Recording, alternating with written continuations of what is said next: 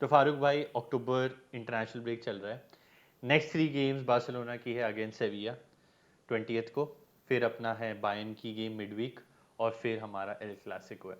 तो सबसे पहले हम बात करते हैं about the Sevilla game. We all were focusing on Bayern Munich and obviously El Clasico, but we all forgot about Sevilla. तो आपको क्या लगता है पॉसिबल लाइनअप क्या होने वाला है? लमीन यमाल खेलेगा नहीं खेलेगा बिकॉज जो भी इंजरी हुई? और इजी विन होगी या सेविया would give us a good fight? यार सविया के अगर अभी आप ट्रैक रिकॉर्ड उठाकर देखो तो उन्होंने 3 गेम्स जीती हैं, 3 ड्रॉ खेली हैं और 3 ही हारी हैं। तो 12 पॉइंट के साथ वो टेबल के ऊपर बिल्कुल बैलेंस होकर बैठे हुए हैं। लेकिन सविया हमेशा एक डेंजरस टीम रही है और बारसा के हमेशा टफ टाइम दिया उन्होंने, तो आप उस गेम को लाइट तो ले नहीं सकते। और कभी आपने ये नोट किया होगा कि जब भी इंटरनेशनल ब्रेक के बाद बार्सिलोना वापस आती है तो हमेशा थोड़ा स्लो स्टार्ट करती है। तो मैं इस गेम को मतलब उतना ही इंपॉर्टेंट समझता हूँ जितना बायर्न का गेम होगा या मैड्रिड का गेम होगा। और दूसरी चीज ये कि आपकी जो इंजर्ड प्लेयर्स हैं वो वापस आ रहे हैं, तो वो उनके वापस आने के साथ उनके लिए ये बहुत इंपॉर्टेंट होगा कि वो जरा ग्राउंड में जाके एक फील लें, उस फील को लेकर वो फिर कैरी करेंगे और फिर बायर्न और क्लासिको के लिए वो जाएंगे। अब आपने अगर लामीन यमाल की बात की तो ये देखो, लामीन यमाल की जो है ना वो रिपोर्ट्स तो यही आ रही है कि उसको थोड़ा सा ओवरलोड हुआ है लेफ्ट थाई के ऊपर और ज्यादा स्वेयर इंजरी नहीं है और वो रिकवरी मोड पे है। अब डिपेंड करता है कि हैंसी फ्लिक क्या सोचते हैं। अगर उनको लगता है कि वो आ, उनको रेस्ट कराकर मैच जो है अगेंस्ट सेविया जीत सकते हैं तो मेरे ख्याल में वो ज्यादा रिस्क लेंगे नहीं। या हो सकता है कि वो उनको 30-35 मिनट या एक हाफ खिलाएं, पहला हाफ खिलाएं, 2-3 गोल स्कोर करें, उनको रेस्ट करा दें ताकि बायर्न के अगेंस्ट वो थोड़ा फ्रेश आए। लेकिन अभी भी अच्छी बात ये कि हमारे पास तकरीबन 6-7 दिन का टाइम है और उसमें मुझे लगता है कि लामीन यमाल जो है वो रिकवर भी कर जाएंगे। लेकिन फिर भी अगर आप उनके बगैर भी उतरते हैं तो मेरे ख्याल से बार्सिलोना की मिडफील्ड जब जैसे वापस आ रही है, आपको फर्मीन लूपस भी खेलते हुए नजर आएंगे, ओल्मो भी खेलते हुए नजर आएंगे। अगर आप एक बैलेंस टीम उतारते तो मेरे ख्याल से लामीन जमाल को रेस्ट कराया जा सकता है और आप जो है वो गेम जीत सकते हो।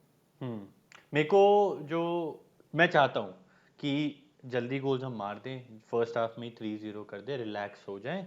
और सेकंड हाफ में हम जो पॉसिबल चेंजेस हो सकते हैं, जैसे लेवेंडोस्की हट सकते हैं या लमीन यमाल अगर खेल रहा है तो वो हट सकता है या वो आ सकता है इफ ही इज फिट, या रफीनिया सब्स्टिट्यूट हो सकता है। तो मैं चाहता हूँ कि हम बेस्ट केस सिनेरियो यही है कि हम जल्दी स्कोर मारें, एक गुड लीड ले लें और उसके अकॉर्डिंग हम चेंजेस करें।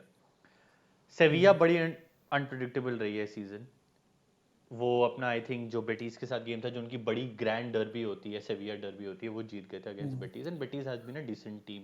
लो सेल्सो बहुत बिल्कुल। अच्छा, लो सेल्सो बहुत अच्छा खेल रहे हैं, 6 गोल आई थिंक मार चुके हैं बीइंग अ मिडफील्डर। तो सेविया अनप्रिडिक्टेबल है। भूल ही गए हम कि सेविया के साथ मैच भी खेलना है। तो मैं ये नहीं चाहता, मतलब fingers are cross and it should not happen that Sevilla games, the Sevilla game becomes the hiccup और हम बायर्न और एल क्लासिको जीत जाए। मैं मतलब as a fan I want all 3 games अच्छे से निकले, हम तीनों गेम जीते। But as professionals that they are, वो यही फोकस होगा कि सेविया गेम पे सारा फोकस रहेगा और हम वो गेम को कंफर्टेबली जीतें without any hiccups, which could be an injury or defeat. लक्ष्य में पहली चीज तो ये कि अगर आप सही का गेम खुदा ना खासा वहाँ पॉइंट्स ड्रॉप करते हो ना तो आपका कॉन्फिडेंस एक दफा हिल जाएगा। आपने बायर्न के अगेंस्ट खेलना है और क्लासिको खेलना है। तो मैं नहीं समझता कि आप किसी भी तरह से सविया के गेम को वहां पर आप इजी ले सको गेम को या पॉइंट ड्रॉप कर सको, क्योंकि वहां पे पॉइंट ड्रॉप करने का मतलब ये कि आप अगली दोनों गेम्स बहुत ज्यादा अंडर प्रेशर खेलोगे। तो आपको मैं नहीं समझता कि हांसी फ्लिक जो है वो इस गेम में कोई ज्यादा एक्सपेरिमेंट करेंगे। वो अपनी फुल लाइनअप के साथ ही जाएंगे। हाँ, हो सकता है कि लामीन यमाल के साथ वो ज्यादा रिस्क ना लें, लेकिन बेस्ट अवेलेबल 11 जो होगी वो उसके साथ ही उतरेंगे और वो गेम वो जीतने की कोशिश करेंगे अच्छे मार्जिन से, ताकि प्लेयर्स में भी कॉन्फिडेंस आए और फिर वो थोड़ा रेडी रहे बायर्न की गेम के लिए। क्योंकि उसके बाद आपका अल्टीमेट टेस्ट, जो सबसे बड़ा टेस्ट होने वाला है इस सीजन में, पहला टेस्ट वो यही होगा, बायर्न वाला ही होगा।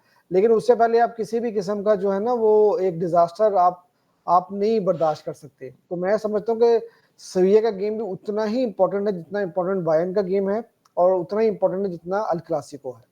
फारूक भाई, अगर लमीन जमाल नहीं स्टार्ट कर रहे हैं तो हमारा पॉसिबल फ्रंट थ्री और उसके नीचे कैम पोजीशन पे क्या आपको पॉसिबल लग रहा है कि कौन खेलेगा?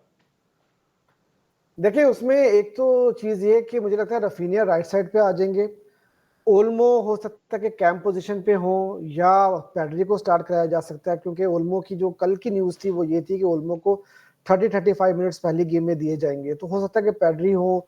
और उसके अलावा आपके जो लेफ्ट विंग के ऊपर हो सकता है कि आपको आंसू फती को आप स्टार्ट करा सकते हैं, वो भी एक ऑप्शन है क्योंकि फेरान टोरेस तो अवेलेबल है नहीं, तो ये भी एक ऑप्शन हो सकती है। अब पैडरी और कसाडो का डबल पिवट भी हमें देखने को मिल सकता है, और उसके साथ हमारे वो कौन से एक प्लेयर थे यार, पाव यंग प्लेयर, विक्टर, पाव विक्टर। पाव विक्टर को भी स्टार्ट कराया जा सकता है, तो देखना पड़ेगा कि वो किस कॉम्बिनेशन के साथ उतरते हैं। या हो सकता है कि पैड्री को खिलाएं कैंप पे और फ्रैंक डी योंग को जो है वो डबल पिवट में उतारें, तो ये एक लाइनअप हो सकती है। उसके अलावा मुझे कुछ ज्यादा चेंजेस होते हुए नजर आ नहीं रहे, यही 2-3 चेंजेस हैं, और यही मतलब आपके पास ऑप्शंस भी यही नजर आ रही हैं। तो मेरे ख्याल में यही चेंज होगी, तो मैं ये समझता हूँ कि आपके पास अभी भी एक डिसेंट लाइनअप है, डिसेंट अटैक होगा, और आप उस गेम को जीत सकते हो। सबसे इंपॉर्टेंट चीज है कि आप होम के ऊपर खेलोगे, तो आपको ये गेम जीतना जो है ना बहुत ही इंपॉर्टेंट रहेगा, बहुत जरूरी है। Agreed, agreed, agreed. ठीक है, सेविया वाली game must be a victory and should be a victory, but as you said the real test for Hansi Flick and this current Barcelona team is Bayern Munich. Bayern Munich वाली game में आपको क्या लगता है? जो अभी तक Bayern Munich का फॉर्म रहा है वो ये है कि उन्होंने गेम्स ड्रॉ करी हैं, विला से वो हारे हैं, उनका लास्ट मैच 3-3 हुआ था अगेंस्ट आइंट्रैक्ट फ्रैंकफर्ट। तो बड़ी इनकंसिस्टेंट रहे हैं वो। अगर जीत रहे हैं तो 9-2 कर रहे हैं, बहुत अच्छा अच्छा, they are hitting teams hard, but there are situations when they are not able to hold on to the lead. या विला वाली गेम में मैं कहूँगा यार एमी मार्टिनेज बचा गया विला को, और उन्होंने एक ऐसा गोल खा लिया जो चिप हो गए नॉयर। तो विला वाली गेम में फिर भी उनको एक्सक्यूज कर सकता हूँ, they did not play that bad, but Amy Martinez was better. तो बायन वाली गेम में आपको क्या लग रहा है, क्या होने वाला है? ट्रिकी क्वेश्चन है। देखो ये गेम ना प्रिडिक्ट करना काफी मुश्किल है, मुझे दोनों टीम्स का प्लेइंग स्टाइल ऑलमोस्ट एक जैसा ही लगता है, कुछ ज्यादा डिफरेंस है नहीं। तो दोनों अपनी स्ट्रेंथ के ऊपर खेलेंगी। बारसा को एडवांटेज ये होगा कि आप होम पर खेल रहे हैं, और अच्छी चीज ये कि बारसा के जो इंजर्ड प्लेयर हैं वो वापस आ रहे हैं, तो एक जो हेडिक था ना कि आपको यंगस्टर्स के साथ उतरना है, आपके पास कोई ऑप्शंस नहीं है बेंच के ऊपर, तो वो एक हेडिक फ्लिक का जरूर खत्म होगा। अब बायर्न एक पूरा टेस्ट है आपका, ठीक है। और देखो अभी रिसेंटली अगर आप देखो तो चैंपियंस लीग में आप भी हारे हो मोनाको के अगेंस्ट, और उसी टाइम के ऊपर आप ने देखा कि एस्टोन विला के अगेंस्ट भी बायर्न भी हारी है। तो दोनों टीम के लिए बहुत ही इंपॉर्टेंट गेम होने वाला है, और दोनों टीम्स पूरी पूरी जो है वो जान मारेंगी इस गेम के लिए, क्योंकि कोई भी टीम पॉइंट्स ड्रॉप करना जो है वो मतलब नहीं करती। तो अब उसमें बार्सिलोना के लिए इंपॉर्टेंट इसलिए कि आप होम पर खेल रहे हैं, और बार्सिलोना का जो मेंटल ब्लॉक हुआ पड़ा है, मतलब जहां पर भी आप देखो तो आपको 8-2 बायर्न आ गई, बायर्न आपको ये कर देगी वो कर देगी, तो वो वाली कहानी से अगर आपको बचना है और निकलना है, तो मेरे ख्याल से इससे अच्छा मौका आपको मिल नहीं सकता।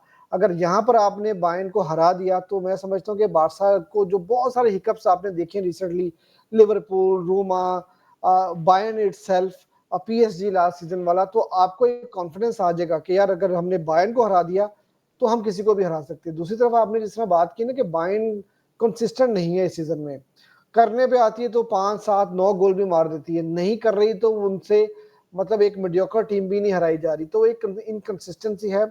और उनकी डिफेंस जो है ना वो काफी वर्नेबल नजर आ रही है। मुझे उनकी मिडफील्ड में भी इश्यूज नजर आ रहे हैं, उनका अटैक बहुत अच्छा है, मिडफील्ड में उनको उनके इश्यूज नजर आ रहे हैं, उनकी प्रेसिंग इतनी ऑर्गेनाइज नहीं है जितनी हमने पिछले सीजन में देखी है। तो इस सीजन में कहीं ना कहीं उनकी प्रेसिंग में भी मैंने इश्यूज देखे हैं, कॉम्बिनेशन इतना अच्छा बनते हुए नजर नहीं आ रहा, और अभी तक उनकी एक प्रॉपर जो होता है ना एक बेस्ट 11 आप फाइंड आउट करते हो कि मेरे एक कोच की बेस्ट 11 ये होती है किसी बड़े के मैच में, तो मेरे ख्याल से वो बेस्ट 11 भी अभी तक जो है ना कंपनी वो नहीं निकाल पाए। तो मुझे लगता है कि इस बार थोड़ा एडवांटेज जरूर है विद बार्सिलोना, और बार्सिलोना को ये गेम जो है ना मुझे लगता है कि जीतना चाहिए। जितना हम लोगों ने सफर किया है अगेंस्ट बायर्न, एक बड़ा अच्छा मौका है हमारे पास। बार्सिलोना ने इस बार वो अप्रोच लिया, if you can't beat them by him. Hansi Flick को बिल्कुल बिल्कुल। हांसी फ्लिक को हरा नहीं पाए तो हमने वो कोच ही खरीद लिया। कोच ही ले लिया, तो कोच मेरे ही को ले लिया। एडवांटेज यहाँ पे, obviously we are playing well, obviously we are doing better than previous seasons, but मेरे को जो अपना सबसे बड़ा एडवांटेज लग रहा है that is Hansi Flick against a German team, against his own team, जहाँ पे अब लेवेंडोस्की हमारे पास है, जहाँ पे हांसी फ्लिक हमारे पास है, and we are playing against Bayern.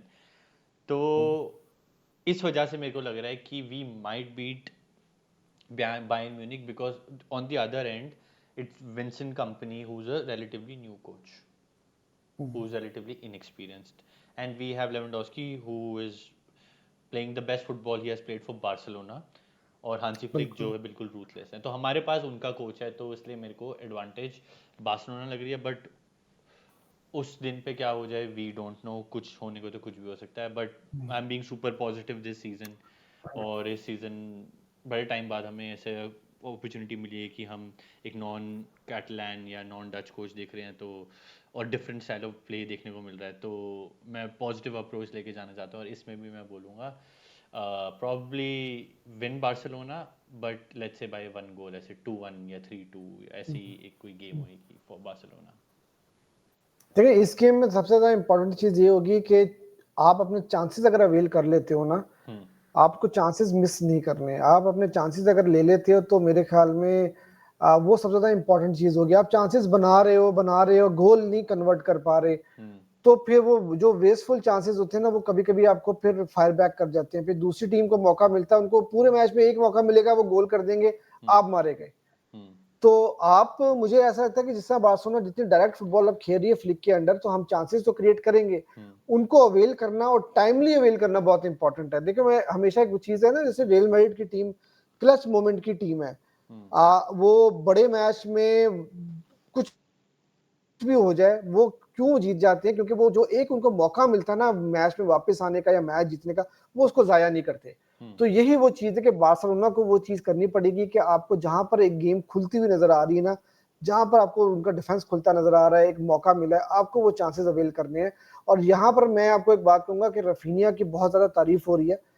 मैंने उसको बहुत क्रिटिसाइज किया था पिछले 1.5-2 सीजन में, और अब मैं ये समझता हूँ कि रफीनिया का एक बहुत बड़ा टेस्ट रहेगा कि जितनी अच्छी परफॉर्मेंस वो देते आ रहे हैं, वो क्लच मोमेंट में अगर आपको परफॉर्म करके दे देते हैं ना, तो फिर मैं समझूंगा कि यार रफीनिया जो है ना, वो वाकई में मतलब वही प्लेयर है जो जिसकी हमें जरूरत थी। अदरवाइज आप ये देखो कि रफीनिया का अक्सर ऐसा होता है कि जहां पर ऐसी सिचुएशन बन रही होती है कि जहां पर आप गेम को किल कर सकते हो, वहां पर वो चीज मिस कर देते हैं। तो वो चीज हमें नहीं करनी, वो चीज हमें जो है ना वो बनानी है। हम लामीन यमाल पे ट्रस्ट कर सकते हैं, हम लेवेंडोस्की पे ट्रस्ट कर सकते हैं, रफीनिया का भी एक बहुत बड़ा टेस्ट होने वाला है यहाँ पर। अग्री।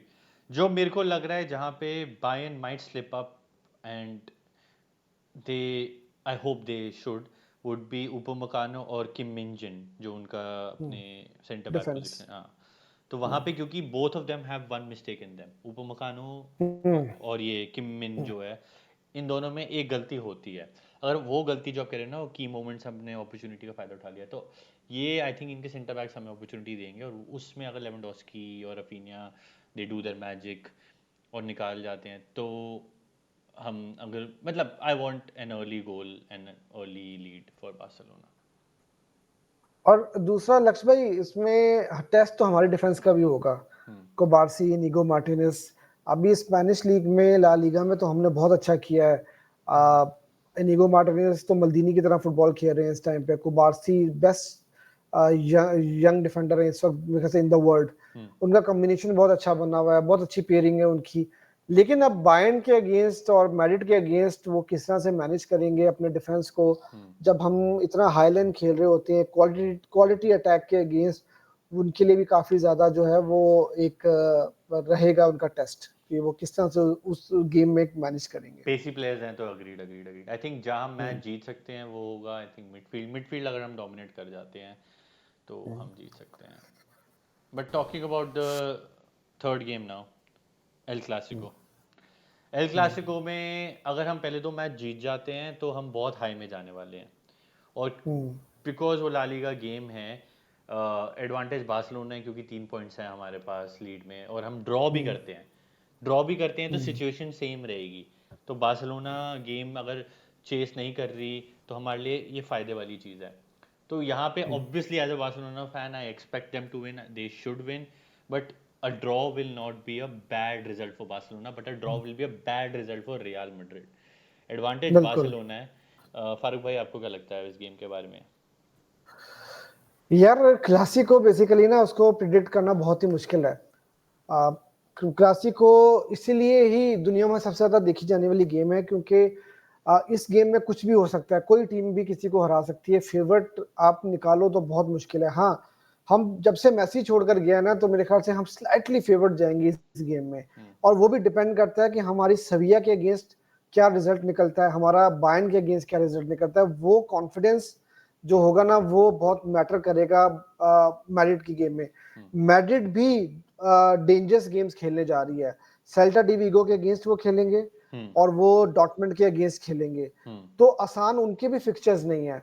वो भी अगर गेम्स हार कर आएंगे या पॉइंट्स ड्रॉप करके आएंगे, तो वो भी अंडर प्रेशर रहेंगे। और same is the case with Barcelona. तो दोनों एक तरह से ना बराबर की कश्ती में सवार हैं। बार्सिलोना को एक एडवांटेज है कि हम 3 पॉइंट के एडवांटेज के साथ जा रहे हैं, और अगर हम लोग मैच हार भी जाते हैं तो हम पॉइंट्स टेबल के ऊपर एटलीस्ट सेम रहेंगे। हाँ, हेड टू हेड पे एडवांटेज रहेगा मैड्रिड को। लेकिन अगर हम गेम ड्रॉ भी कर जाते हैं, और मैं इन तीनों गेम्स में अगर बात करूँ ना, कि अगर हम मैच जीत जाते हैं सविया वाला, बायर्न वाला, और हम क्लासिको ड्रॉ भी खेल जाते हैं, तो मैं समझूंगा कि हमारा जो अभी तक का जो टेस्ट है ना, वो हम उसमें कामयाब हो गए। क्योंकि आप एडवांटेज में रहोगे। आपने बायर्न को हरा दिया, मेंटल ब्लॉक से बाहर निकल के। सविया को एक बड़ा टेस्ट था, वो आपने हरा दिया। और आप अगर ड्रॉ भी खेलते हो मैड्रिड के अगेंस्ट, तो भाई आप 3 पॉइंट के लीड के साथ हो, और मैड्रिड को जो है ना वो स्ट्रगल करना पड़ेगा, आपको चेस करना पड़ेगा। अगर आप जीत जाते हो, तो भाई उससे बेहतर तो कोई रिजल्ट हो ही नहीं सकता, क्योंकि 6 पॉइंट की लीड होगी। और फिर कहीं ना कहीं बार्सिलोना बहुत ज्यादा एडवांटेज में आ जाएगा ला लीगा में। और क्योंकि कंसिडरिंग के रियल मैड्रिड का भी स्क्वाड बहुत थिन हो चुका है इंजरीज की वजह से, और उनकी भी बहुत ज्यादा जो है ना मुश्किल गेम्स आ रही हैं। चैंपियंस लीग में भी उनको एसी मिलान भी खेलना है, पीएसजी भी खेलना है, डॉर्टमुंड भी खेलना है। तो मैं ये समझता हूँ कि बार्सिलोना के पास बहुत अच्छा एडवांटेज है। अगर वो सविया और बायर्न की गेम को अच्छे तरीके से मैनेज कर लेती है, तो मैड्रिड को भी बार्सिलोना जो है वो बहुत कॉन्फिडेंटली जो है जाकर खेलेगी। फारूक भाई मेरी ना प्रिडिक्शन रही है सीजन के शुरू वाले, जब से शुरू हुआ है गैलेक्टिको ऑलमोस्ट टीम बनी हुई है Madrid. They have Vini, they have Bellingham, they have Rodrygo, they have Mbappe. And over the season till now जो भी हमने देखा है कि Vini and Mbappe are not able to click because they are almost playing the same position. और मेरी prediction ये है कि इस मैच में ये इम्प्लोड कर जाएंगे। अभी तक both of them have put a nice face, the both of them are acting like a good boy, but we all know that bigger players bigger egos, and दोनों में से कोई भी कोई गुड बॉय नहीं है। Everybody, both of them wants to be the face of Real Madrid. Vinny is the face of Real Madrid right now, and Mbappe is chasing that. He's chasing that dream. तो मेरा prediction है कि अगर कुछ ऊपर नीचे होती है रियल मैड्रिड की इस मैच में, सो दीज गाइज, ये जो दो हैं विनी और Mbappe, these two might implode. आपको क्या लगता है? ये मेरा प्रिडिक्शन है। यार, ये तो एक तो चीज ये है कि रिजल्ट के ऊपर मैटर करता है बहुत ज्यादा। अगर बार्सिलोना ये मैच जीत जाती है, और अगर बहुत अच्छे मार्जिन के साथ बारसा मैच जीतती है ना, तो कहीं ना कहीं प्रॉब्लम्स तो आपको होती हुई नजर आएंगी मैड्रिड के ड्रेसिंग रूम में। देखो, अभी भी मैंने जो नोट किया है, शायद मैड्रिड फैंस वो इस चीज को नोट नहीं कर पा रहे हैं, लेकिन मैंने जो है ना बहुत बारीकी के साथ मैड्रिड की गेम्स देखी है। सारी गेम्स नहीं देखी है, लेकिन उनकी जो मेजर गेम्स थी इस सीजन के अंदर, वो मैंने सारी देखी है। विनी जूनियर को मैंने पिछले सीजन में भी खेलते हुए देखा है। मैंने एम्बापे को पीएसजी के साथ और फ्रांस के साथ भी खेलते हुए देखा है। या जब भी विनी का पास अम्बापे को जाता है, या अम्बापे का पास विनी को जाता है ना, वो पास जब बिल्कुल ऐसी सिचुएशन होती है ना, जहां पर के से वो पास दिया और उसको गोल करना है, ऐसा पास नहीं गया अभी तक। ऐसा पास नहीं गया कि वहां पे कुछ ना कुछ, या पास लंबा हो गया, या बॉल बनानी पड़ी, या कुछ करना पड़ा। तो वो एक चीज मुझे देखने को मिली है। और मैंने बहुत सारे ऐसे इंस्टेंस देखे हैं जहां पर एक दूसरे को पास दिए जा सकते थे, उन्होंने पासेस नहीं खिलाए। ठीक है, वो अलग बात है कि वो एक अच्छा फेस दिखाने के लिए विनी कभी अपनी पेनल्टी उसको उसके साथ शेयर कर देता है, कभी वो पेनल्टी उसके साथ शेयर कर देता है। वो मोमेंट्स को शेयर करते हैं, लेकिन ऑन फील्ड जो एक केमिस्ट्री बननी चाहिए, वो मुझे बनती हुई अभी तक नजर नहीं आई। अगर बार्सिलोना इस गेम को 2-3 गोल्स के मार्जिन के साथ जीत जाती है, तो मुझे लगता है कि वहां पर जो एक अच्छा फेस लेके दोनों चल रहे हैं ना, वो कहीं ना कहीं जा रहा है। वो ये पॉसिबिलिटी है कि वो कुछ ड्रेसिंग रूम के इश्यूज हमें सामने देखने को मिले। और सिर्फ इन दोनों की बात नहीं है, बिलिंगम भी वहां पर एक सुपरस्टार है, स्टार मेकिंग आप कह लो या जो भी है। और ये तीनों कहीं ना कहीं इस सीजन नहीं तो अगले सीजन में जो है वो बैलन डोर की रेस में तो रहेंगे ही रहेंगे। तो वो एक कहीं ना कहीं इनके माइंड में रहेगा। और हमने अम्बापे का आप हिस्टोरिकली भी देखा है कि पीएसजी में नेमार के साथ, मेसी के साथ उसका नहीं बन पाया क्योंकि उसको खुद कुछ करना था। उधर हालैंड गोल पे गोल मार रहा है। बारसा के पास लकीली मेरे ख्याल में कोई ऐसा प्लेयर है नहीं जो बैलन डोर के लिए जाएगा। लेवेंडोस्की अगर चला जाए तो चला जाए, क्योंकि वो गोल बहुत ज्यादा मार रहा है। और उसकी टीम के अंदर बेसिकली कोई ऐसा नहीं है जो उसको कम्पीट कर सके। लामीन यमाल कभी करेगा अगले सीजन में या उससे अगले सीजन में, तब तक लेवा जा चुका होगा। लेकिन विद इन रियल मैड्रिड उनके 3-4 प्लेयर ऐसे हैं जो कि वो फाइट कर रहे हैं, ठीक है ना, वो उस अल्टीमेट प्राइस के लिए। तो मुझे वो चीज कहीं ना कहीं एक नेगेटिव चीज नजर आ रही है मैड्रिड मैड्रिड के ड्रेसिंग रूम में। ये मेरे को भी थोड़ा बहुत लगता है कि नेगेटिव होगा। बट बारसा के प्लेयर्स के बारे में बात करें जो रिटर्न हो रहे हैं, Fermin is back, Gavi would be back, Olmo is back. तो हमारी मिडफील्ड फुल ऑन स्टेरॉइड्स हो चुकी है। तो आपको क्या लगता है कौन कौन किस किस मोमेंट पे कैसे कैसे आने वाला है? सबसे पहले ओल्मो के बारे में बात करते हैं। सेविया वाली गेम में खेलेगा ओल्मो? सेविया वाली गेम में मुझे लगता है ओल्मो को कोई अराउंड 30 मिनट्स मिलेंगे। थोड़ा सा वो आएगा, पैर वैर जमाएगा ताकि उसको थोड़ा सा ना मतलब मैच प्रैक्टिस भी मिले, तो वो एक चीज होगी। और मैंने पढ़ा भी था कल को, जो बार्सिलोना का मीडिया रिपोर्ट कर रहा है वो भी ये बोल रहा है कि 30 मिनट्स 35 मिनट्स उसको पहली गेम में मिलेंगे, एक हाफ उसको बायर्न की गेम में मिलेगा और क्लासिको उसको पूरे 90 मिनट्स मिल सकते हैं। तो ओल्मो का तो मुझे ऐसा नजर आ रहा है। फर्मीन लूपस का भी मुझे ये है कि वो आते ही स्टार्ट तो नहीं करेगा, काफी टाइम से बाहर है वो, तो उसको भी कुछ मिनट्स दिए जाएंगे। मोस्ट प्रोबेबली हो सकता है सविया की गेम में उसको शायद मौका ना भी मिले, या हो सकता है कि अगर आप अच्छे मार्जिन से जीत रहे हो तो आप उसको कसाडो की जगह पे खिला लो, क्योंकि कसाडो को भी हमें रेस्ट कराना तो है। तो वो एक चीज हो सकती है। उसके अलावा गावी है, गावी मुझे नहीं लगता कि उसको इंटेंसिटी वाले मैच में लेके आएंगे, क्योंकि इंटेंसिटी वाली गेम हो या ना हो वो बंदा वैसे बहुत इंटेंस है, ठीक है ना। तो वो खेलता ही कुछ इस तरह की फुटबॉल है। तो मुझे लगता है कि वो क्लासिको के बाद आपको कहीं ना कहीं नजर आ सकता है फुल फ्लेज मूड के अंदर, उसको एक अच्छा टाइम मिल सकता है, प्लेइंग टाइम मिल सकता है। लेकिन क्लासिको तक मुझे लगता है कि उसको बहुत प्यार से जो है वो एहतियात के साथ जो है यूज किया जाएगा। हाँ, मेरा भी सिमिलर ओपिनियन है। गावी को तो अभी उतारना नहीं चाहिए, इमोशंस को कंट्रोल में रखना चाहिए। Gavi right now should not feature in these three games. The only time he should come is अगर हम बहुत कंफर्टेबल विक्ट्री में जा हो चुके हैं, वो सिर्फ सेविया वाली गेम में हो सकता है। और मेरे को नहीं लगता, मैं सेविया वाली गेम में आई थिंक फ्रैंकी डियोंग को अपॉर्चुनिटी मिलेगी, गावी को नहीं मेरे को लगता अभी। बिकॉज आ भी रहे वो 1 साल बाद हैं, एक बड़ी मेजर इंजरी के बाद है। तो हाँ, but to sum up, Sevilla game should be a victory. Bayern game should be a victory because looking at the bigger picture, champions league में अगर हम ड्रॉ करते हैं या हारते हैं तो हमारे चैंपियंस लीग के होप जो है थोड़ी डेंट, उस पर बहुत अच्छा एक डेंट आ जाएगा। तो बायर्न की game I feel is more important then the Clasico if you look at the bigger picture. And Clasico victory would be perfect but a draw is still acceptable because हम lead पे होंगे। और जो real Madrid है वो draw करे जा रही है इन द लीग। काफ़ी मैचेस वो ड्रॉ कर चुके हैं। तो ये फाइनल कंक्लूजन है। फारूक भाई, any final words on these three games? ये मुझे ऐसा लगता है कि ये तीनों गेम्स में ना बार्सिलोना फेवरेट है।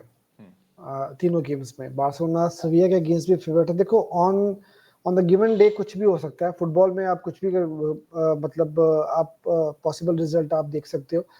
बायर्न ऐसा नहीं है कि वो बार्सिलोना को हरा नहीं सकती, क्वालिटी टीम है। ऐसा नहीं है कि रियल मैड्रिड बार्सिलोना को नहीं हरा सकती, क्वालिटी टीम है वो। लेकिन बार्सिलोना जिस तरह से फुटबॉल खेल रही है, जिस तरह से बार्सा के इंजर्ड प्लेयर वापस आए हैं, मुझे लगता है कि बार्सिलोना के पास थोड़ा सा एज है, क्योंकि बायर्न भी कंसिस्टेंट नहीं है। रियल मैड्रिड कलेक्टिवली अच्छी फुटबॉल नहीं खेल रही है, वो बहुत ज्यादा डिपेंडेंट है ऑन इंडिविजुअल ब्रिलियंस। अभी भी आपने उनके गोल्स देखे हो तो आपने देखा कि वो बड़े जो है ना वो पेनल्टी पे गोल आ गया, बैंगर्स आ गए, लेकिन 3 प्ले वाले गोल उनके नहीं आ रहे। लेकिन फिर भी बात ये कि वो रिजल्ट्स निकाल रहे हैं, अभी भी अनबीटन है वो ला लीगा के अंदर, तो वो एक चीज है। बार्सिलोना ही एक टीम ऐसी है जो उनको बीट करके उनका अनबीटन रन खत्म कर सकती है, और कहीं ना कहीं बार्सिलोना का जो विनिंग स्ट्रीक का 43 मैचेस का रिकॉर्ड है ला लीगा में, वो भी ऑन स्टेक होगा। तो अब ये दोनों टीम्स के ऊपर डिपेंड करता है कि कौन सी टीम किसको कैसे हराती है, तो यू नेवर नो। लेकिन मुझे लगता है कि बार्सिलोना जो है वो बेटर शेप में है, और बार्सिलोना मेरे ख्याल में इन तीनों गेम्स में कहीं ना कहीं फेवरेट जरूर है। और फिर वही बात है कि मैं मतलब ऑनेस्ट ओपिनियन दे रहा हूँ, मैं इसलिए ये बात नहीं कर रहा कि मैं बार्सिलोना फैन हूँ, लेकिन मुझे बहुत अरसे के बाद बायर्न के अगेंस्ट जाते हुए भी थोड़ा कॉन्फिडेंट में फील कर रहा हूँ, और same is the case with real Madrid. Same बड़े टाइम बाद बायर्न के अगेंस्ट जाते हो स्पेशली मैं कॉन्फिडेंट फील कर रहा हूँ। और एल क्लासिको में तो गिव एंड डे पे होता है कि कौन अच्छा खेल जाएगा। देयर हैव बीन सीजन में Barcelona playing bad, but Clasico में 4-0 हरा जाते हैं मैड्रिड को, तो कुछ भी हो जाता है। बट एनीवे फारूक भाई, thank you for again coming. हमने इन 3 गेम्स के बारे में बात करी, होपफुली हम ये तीनों गेम जीत जाएंगे। आई होप सो, इंशाल्लाह। चलो, थैंक यू फारूक भाई।